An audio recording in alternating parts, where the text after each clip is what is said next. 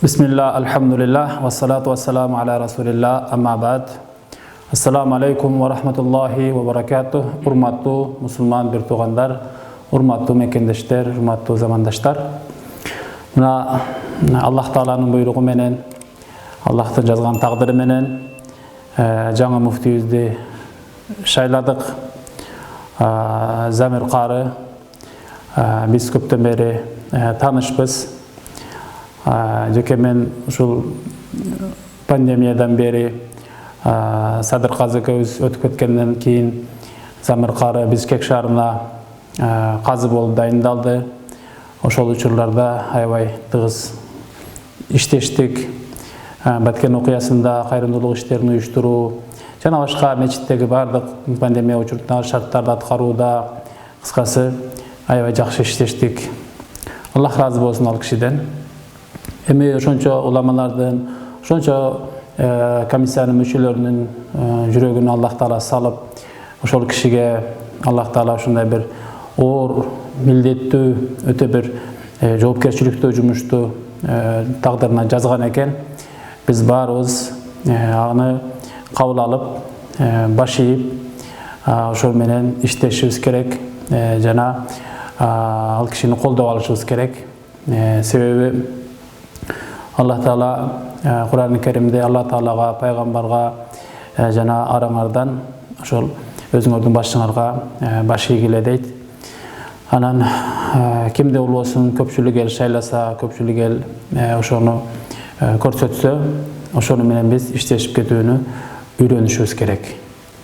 Саясатчы көп, ар кимдин өзүнүн тандаганы бар, бирок кимди көп эл талнаса ошону биз башчы кылып ала беребиз. Ошондой эле дин жаатында дагы Аллах Таала кимге буйруган болсо, ошол кишиге биз моюнсунуп иштешип кете беришибиз керек. Албетте мен Азирети Муфтийге берер кеңештерим бар.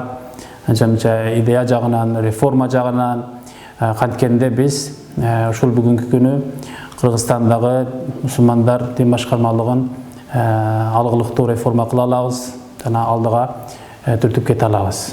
Албетте жалгыз адам эч нерсе колунан келбейт.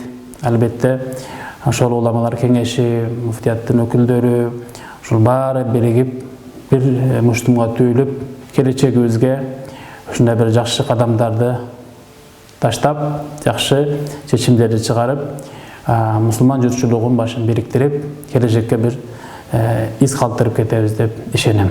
Албетте улууларды урматтап, улуу аксакал молдолорду, устаздарды, кишилерди угуп, иззаттап, алардын баардыгы менен бирдей мамиледе болуш керек. Анан ушундай казылардын, деңиз эле өкүмдарлардын айтылган бир адептер бар. Ачууланган учурда эч качан өкүм чыгарбаш керек.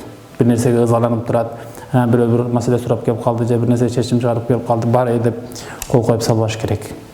Экинчиден аябай балдары менен курсанчылыкта бир боз үйдө кымыз ичип, чардап, тыргап отурганда аябай кубанычта, бактылуу болгон учурда дагы эч кандай чечим чыгарбаш керек. Себеби туура эмес жерге дагы макул деп эле барчы деп кутулуу ниетинде же башка ниетте ошондой бир туура эмес чечим чыгарып калышы мүмкүн. Ошондой эле курсак ачуу учурда, уйку келген учурда деп көп эмелер бар. Ошолорду өзүңүз билесиз. Эскертүү катары айтып коебуз. Кыскасы, ар дайым акыл эсти, элдин келечегини, динди, мыйзамдарды баарыны таразалап, жет өлчөп бир кесип, ушундай бир иш кылып кетсеңиз, өзүңүзгө гана жана жерибизге, элибизге чоң пайда алып келесиз деп ишенем. Мен 2007 жылдан бери дин жаатында иштеп келем. Андан бери бир канча президент, бир канча муфтий алмашты. Бирок баарына биз Аллахтын буйругу экенде баш ийип келебиз.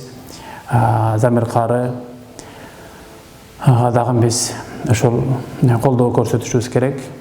Сындап коюу оңой, бирок ошол эмне үчүн сындап атасыз? Ошол нерсесине сиз туура багыт берип, колдоп койгонуңуз андан жакшыраак. Ошон үчүн Алла Таала баарыбызга ошол бир биримдик берсин, ынтымак берсин. Анан мен муфтиятка, казыяттарга болгон идеям сунуштарым реформа тууралуу кийинки видеодон көрөбүз. Тунук медиа каналынан көрө аласыздар. Ассаламу алейкум.